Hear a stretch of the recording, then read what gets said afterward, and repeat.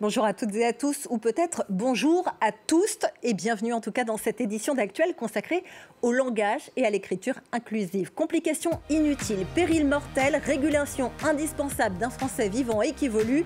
Les opinions sur les façons de dire et d'écrire la langue sont probablement aussi nombreuses que les 320 millions de personnes qui la parlent à travers le monde.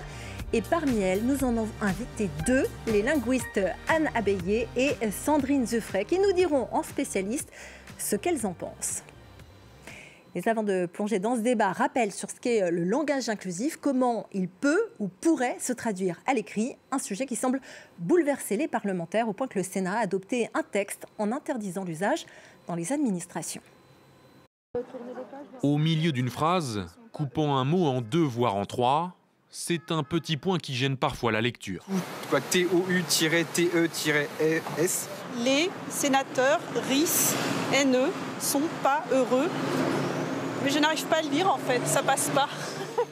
Plébiscité par les uns, rejeté par les autres, l'écriture inclusive censée œuvrer pour l'égalité fait débat. Si on le met en place dès un jeune âge, au final c'est pas si compliqué que ça. C'est une complication supplémentaire pour tous les gens qui écrivent, ça n'a pas de sens.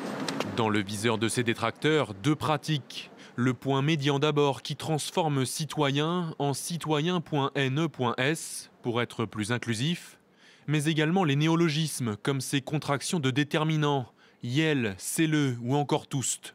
C'est tout cela que les sénateurs ont souhaité interdire en adoptant un texte porté par la droite, provoquant de vifs débats. C'est une écriture imprononçable à l'orable et indéchiffrable à l'écrit. Mais vous croyez que moi, vous allez m'empêcher d'écrire « Mesdames et Messieurs les élus » .es? Jamais vous empêcherez. Le texte veut bannir l'écriture inclusive des documents administratifs, des contrats de travail ou encore des modes d'emploi. Certaines collectivités l'utilisent déjà dans leur communication, comme le département de Seine-Saint-Denis, qui la défend. Je trouve ça assez dingue qu'on légifère sur le sujet aujourd'hui, comme si c'était une priorité, comme si la langue française ne pouvait pas évoluer. C'est bien une question de conservatisme et de ne pas donner aux femmes toute la place qu'elles devraient avoir. Si Emmanuel Macron s'est dit contre ce type d'écriture, rien n'assure qu'elle sera définitivement interdite. Le texte doit être adopté par l'Assemblée nationale, mais il n'est pas encore inscrit à l'ordre du jour. Et pour aller plus loin sur cette question passionnelle, eh bien nous avons le plaisir d'accueillir deux linguistes qui savent de quoi elles parlent et surtout comment. Avec Anne Abbayer, bonjour. Bonjour. Vous êtes professeure de linguistique à l'Université Paris-Cité, membre du collectif des linguistes atterrés qui ont signé Le français va très bien, merci. C'est dans la collection Tract Gallimard. Et puis vous êtes également co-directrice de la grande grammaire du français chez Actes Sud. Et puis depuis la Suisse, eh bien, il y a Sandrine Zeffray, bonjour. Vous êtes professeure de psycholinguistique à l'Université de Berne et co-autrice de l'ouvrage Le cerveau pense-t-il au masculin, c'est aux éditions Le Robert. Merci à toutes les deux d'être avec nous pour cette question qui divise la société. Alors le langage inclusif a pour objectif de faire ressortir le féminin qui est officiellement englobé par les mots qui sont accordés au masculin. Chacun a une opinion souvent très tranchée, y compris Emmanuel Macron qui se prononçait dessus à Villers-Cotterêts lors de l'inauguration de la Cité internationale de la langue française. On l'écoute.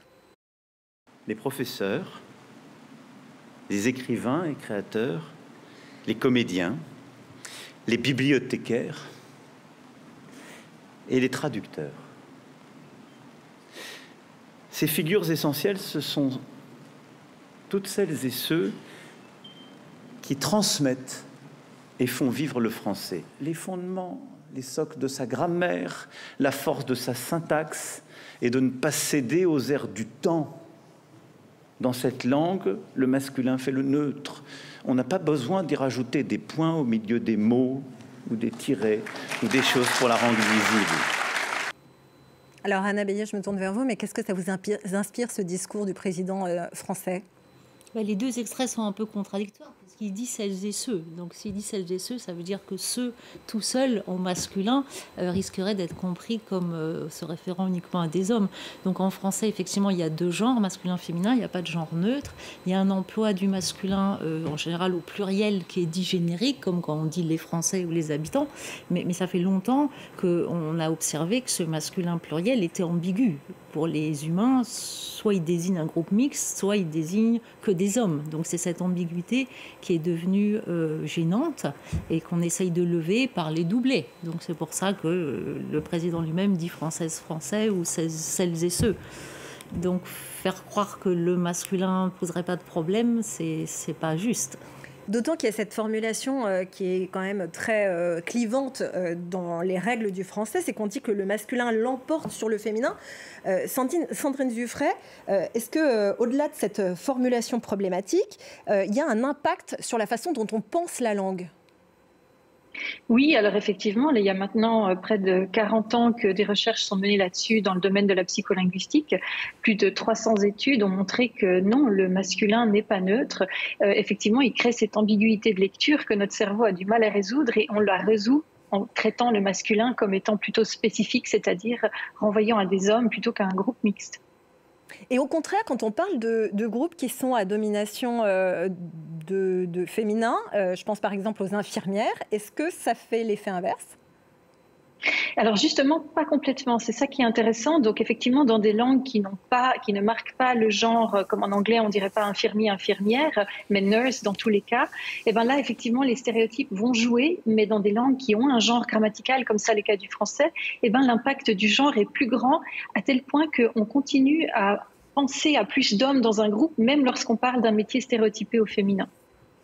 L'un des points d'achoppement principaux sur cette question d'écriture inclusive, c'est ce qu'on appelle le point médian, qui a été qualifié de péril mortel par l'Académie française, qui serait incompréhensible, illisible.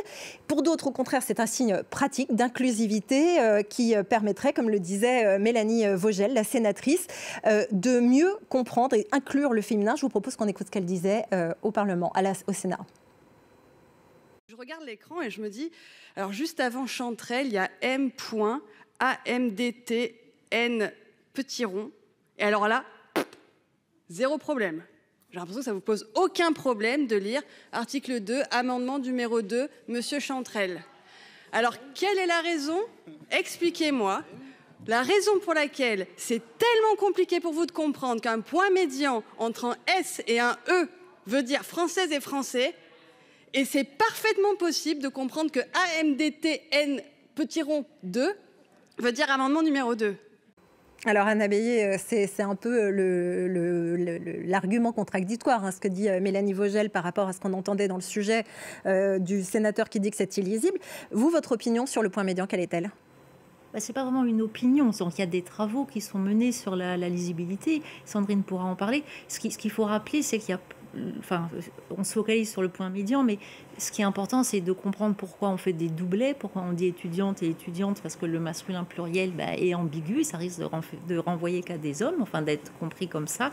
Donc il y a des doublets, et ces doublets, des fois on les abrège. Donc il y a plusieurs façons de les abréger. Il y avait le E entre parenthèses, en Suisse c'est plutôt le trait d'union, donc il y a le point normal ou le point médian, et je crois que la sénatrice a raison de dire que ces points médian en latin, SPQR c'était avec des points médians, les acronymes en latin, ou le point bas, c'est des points d'abréviation, donc c'est assez logique. Voilà, on peut considérer que le procédé n'est pas complètement nouveau dans la langue. Ça veut dire concrètement que le point médian ou quelque autre signe typographique qui permet de signifier qu'il y a deux mots, en fait, c'est une question qui n'est pas... Enfin, c'est pas indispensable dans un texte, c'est surtout une question de place, c'est quoi ?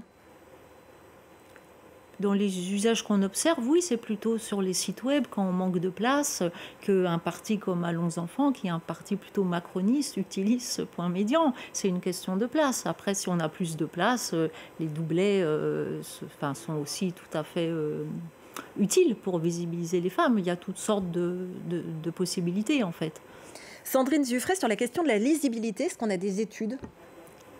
Oui, alors justement, étant donné que c'est un des points qui fait le plus débat actuellement, les chercheuses et chercheurs s'y sont mis.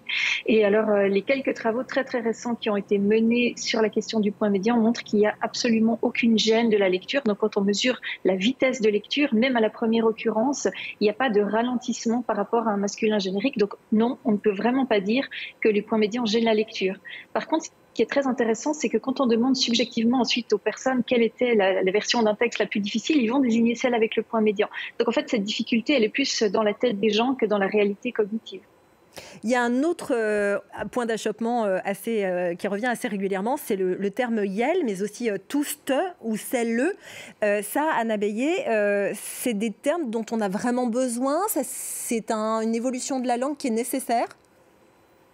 En tant que linguiste, on observe. Donc on se dit que si les gens utilisent un mot, c'est parce que ça répondait à un besoin. Donc Yel, ça a été créé, on l'a observé la première fois chez les drag kings de Bruxelles. Donc c'était pour des personnes transgenres, se revendiquant comme non-binaires, comme plein d'autres types de pronoms qui sont restés un peu invisibles, comme Al, qui existait déjà en ancien français, ou Ul. Voilà. Mais Yel, on observe qu'il s'est développé, que son usage s'est répandu.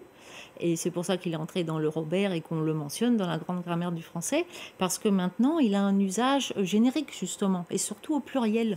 Quand vous dites mes cousines et mes cousins, voilà, des fois, certaines personnes, surtout des femmes d'ailleurs, vont dire yel au pluriel pour montrer que c'est un groupe mixte et pas il au masculin. Donc c'est une des possibilités d'alternative à ce masculin pluriel qui n'est pas complètement approprié qui n'est pas toujours approprié pour les groupes mixtes. Il y a d'autres termes qui reviennent aujourd'hui et qui font également polémique. Je pense par exemple au nom de profession féminisée, par exemple autrice, le féminin d'auteur, professeur avec un E final, poétesse, ou même médecine, si on veut pousser le bouchon un peu plus loin. On a l'impression que ce sont des néologismes et pourtant ce sont des termes qui ont existé. Sandrine Zuffray, est-ce que vous sauriez dire pourquoi c'est tombé en désuétude ces termes ?